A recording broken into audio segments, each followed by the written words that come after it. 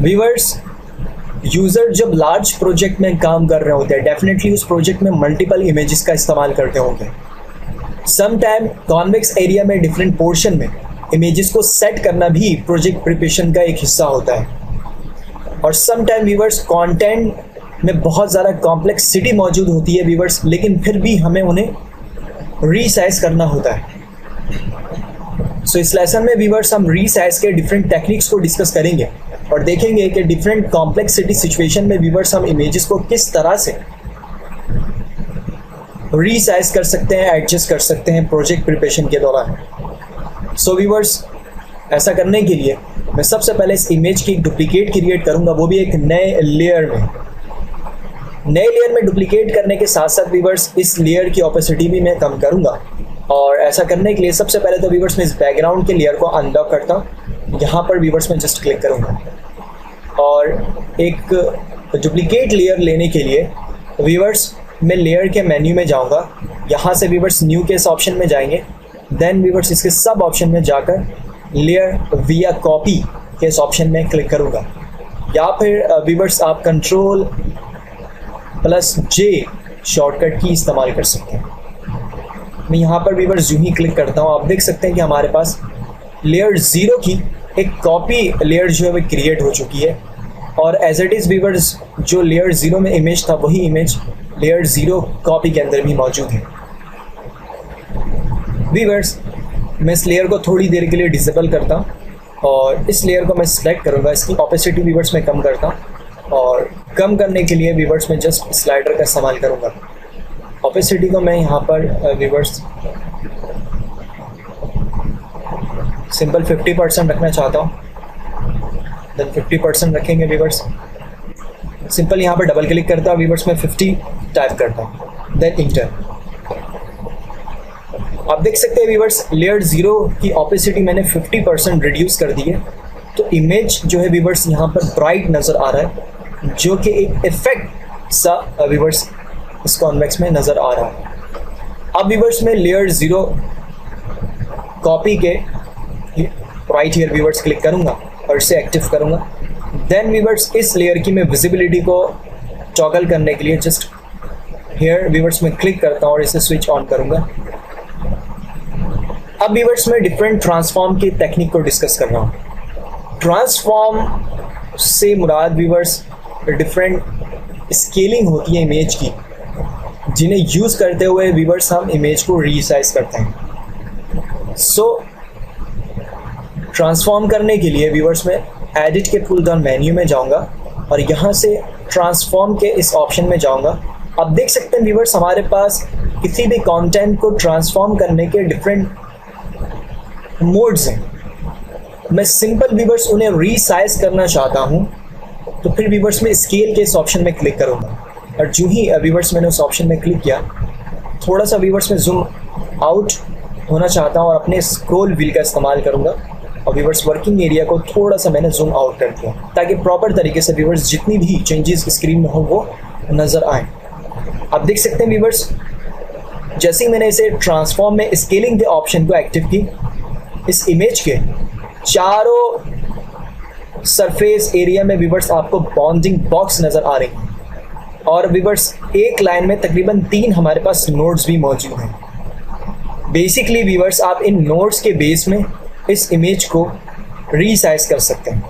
Viewers में left से top इस नोड पर माउस आवर करता हूँ तो अब देखें डायगोनल डायरेक्शन में व्यूअर्स एरो का सिंबल नज़र आ रहा होगा। मैं जस्ट यहाँ पर क्लिक करूँगा और अपने इमेज को व्यूअर्स में देखें आसानी से रीसाइज कर सकता हूँ। व्यूअर्स मैंने अपनी इमेज के साइज़ को रिड्यूस कर दिया। व्यूअर्स इसी तरीके से मैं इसे फिर से इसके साइज़ को इंक्रीज़ भी कर सकता हूँ। इसी तरीके से व्यूअर्स आप डिफरेंट नोड्स के बेस में इमेज के साइज़ को रिड्यूस और इंक्रीज़ कर सकते हैं। व्यूअर्स मैं इस चेंजेस को अभी अप्लाई नहीं करना चाहता तो व्यूअर्स मैं कैंसिल के इस ऑप्शन में क्लिक करूँगा। देन स्केलिंग के व्यूअर्स अब यहाँ पर मैं डिफरेंट शॉर्टकट के इस्तेमाल को देखूँगा। सो व्यूअर्स मैं एडिट के मेन्यू में जाऊँगा, यहाँ से transform then viewers scale. Viewers मैं ये चाहता हूँ कि एक स्पेसिफिक पोर्शन से ये इक्वली तौर पर व्यूअर्स इसका जो साइज़ है इमेज का रिड्यूस हो, तो फिर मैं शिफ्ट की प्रेस रखते हुए जस्ट इस नोट पर क्लिक करूंगा और इमेज के साइज़ को रिड्यूस करूंगा। व्यूअर्स देखें, एक कांस्टेंट प्रोपोर्शन से इस इमेज की जो साइज़ है वो रिड्यूस हो रही है। सिमिलरली व्यूअर्स, अब मैं ये चाहता हूँ कि इक्वली तौर पर चारों साइड से इमेज की जो साइज़ है व्यूअर्स वो इक्वल प्रोपोर्शन से रिड्यूस हो, तो फिर उसके लिए व्यूअर्स मैं ऑल्ट की के साथ शिफ्ट की प्रेस करूंगा और किसी भी नोड को व्यूअर्स एक्टिव करते हुए मैं साइज़ को रिड्यूस करूंगा। तो देखें व्यूअर्स, इक्वली तौर पर इमेज का जो साइज़ है वो चारों साइड से इक्वल प्रोपोर्शन में व्यूअर्स रिड्यूस हो रहा है। ये डिफरेंट शॉर्टकट की का इस्तेमाल है व्यूअर्स जिन्हें हम यूज़ करते हैं इमेज को ट्रांसफॉर्म करने के लिए। देन व्यूअर्स, मैं अप्लाई नहीं करना चाहूँगा ट्रांसफॉर्म को, व्यूअर्स मैं कैंसिल करता हूँ। अब इसी तरह व्यूअर्स ट्रांसफॉर्म के भी डिफरेंट मोड्स हैं जिन्हें हम यूज़ करते हैं। राइट हियर व्यूअर्स, एडिट के मेन्यू में जाऊँगा, again then transform, then viewers rotate. Viewers अब इस ऑप्शन में मैं क्लिक करता हूँ, फिर से हमारे पास व्यूअर्स ये बाउंडिंग बॉक्स आपको नज़र आ रही है व्यूअर्स। लेकिन अब अगर मैं इनके नोट्स पर माउस ओवर करता हूँ तो देखें आपको व्यूअर्स ये जो माउस पॉइंटर है ये डायगोनल डायरेक्शन में नहीं व्यूअर्स, बल्कि जस्ट लिटिल रोटेशन डायरेक्शन में व्यूअर्स आपको नज़र आ रही होंगी। व्यूअर्स जब रोटेशन मोड्स को आपने एक्टिव की होंगी तो बाय डिफ़ॉल्ट व्यूअर्स इसका जो सेंटर पॉइंट होता है वो राइट हियर इस सेंटर में होता है, यानी कि व्यूअर्स ये रेडियस पॉइंट है, इस पॉइंट के बेस में ये इमेज जो है व्यूअर्स वो किसी भी एंगल में रोटेट करेगा। व्यूअर्स किसी भी नोट पर अपने माउस को लेकर जाता हूँ, क्लिक करता हूँ व्यूअर्स, माउस को होल्ड रखते हुए इमेज को व्यूअर्स में रोटेट कर रहा हूँ, समथिंग लाइक दिस। ये देखें व्यूअर्स, कंट्रोल Z प्रेस करूँगा फॉर अनडू। साथ ही व्यूअर्स आप इस सेंटर पॉइंट को भी चेंज करके इमेज की रोटेशन पॉइंट को चेंज कर सकते हैं। मैं यहाँ पर क्लिक करता हूँ और इसे ड्रैग करता हूँ व्यूअर्स, मिसाल के तौर पर राइट हियर। अब व्यूअर्स अगर मैं इमेज को रोटेट करूँ तो देखें जो इस वक्त व्यूअर्स रोटेशन पॉइंट है वो लेफ्ट से टॉप कॉर्नर है, something like this. Viewers cancel करते हैं। सिमिलरली व्यूअर्स मैं रोटेशन के ऑप्शन को दोबारा से यूज़ करूँगा और अब व्यूअर्स हमारे पास जो ये रोटेशन का पॉइंट है वो सेंटर है। अगर व्यूअर्स मैं ऑप्शन बार में देखूं तो ऑप्शन बार में व्यूअर्स राइट हियर हमारे पास डिफरेंट डॉट्स आपको नज़र आ रहे होंगे।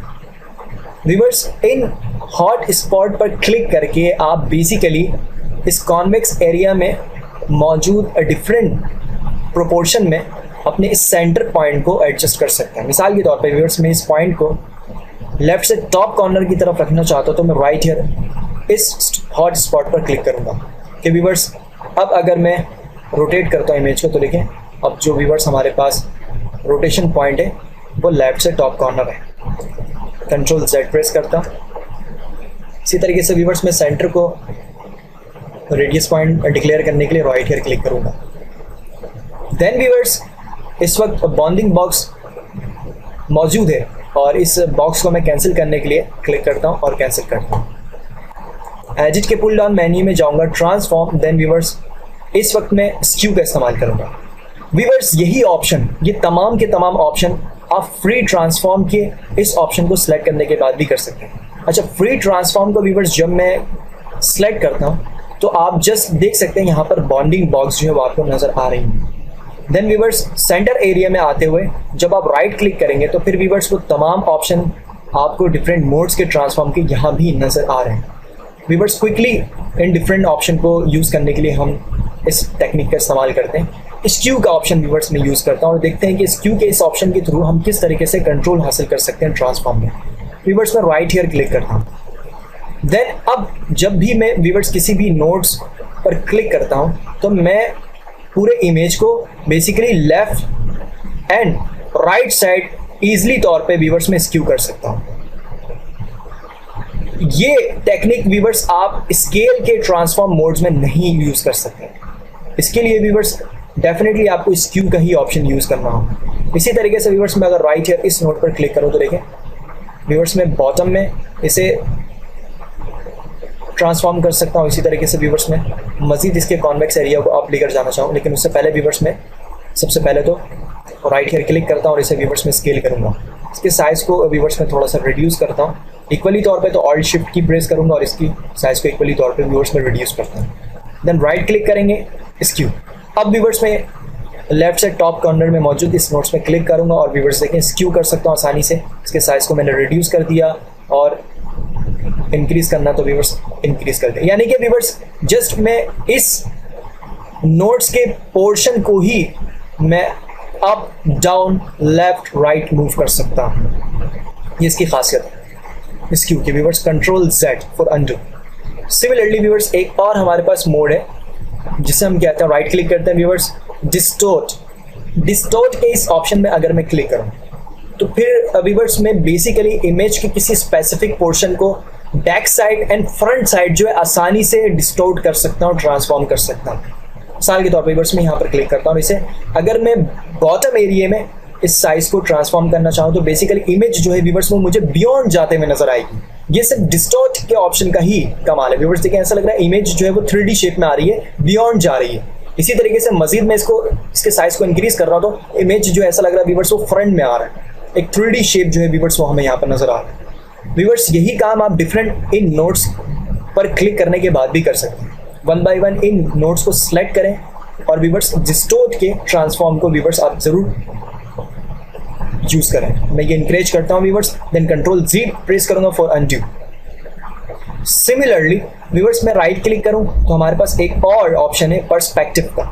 व्यूअर्स इस ऑप्शन में अगर मैं क्लिक करूं तो बेसिकली अब मैं डिफरेंट नोट्स को आसानी से हर एक पिक्सल में मूव कर सकता हूं। व्यूअर्स मैंने क्लिक किया, देखिए व्यूअर्स मैं अब व्यूअर्स में आसानी से बिल्कुल फ्लेक्सिबल ट्रांसफॉर्म को यूज कर सकता हूँ, बिल्कुल पिक्सल बाय पिक्सल इक्वली तौर पर दोनों साइड से व्यूअर्स जो है इमेज जो है वो पर्सपेक्टिव हो रहा है।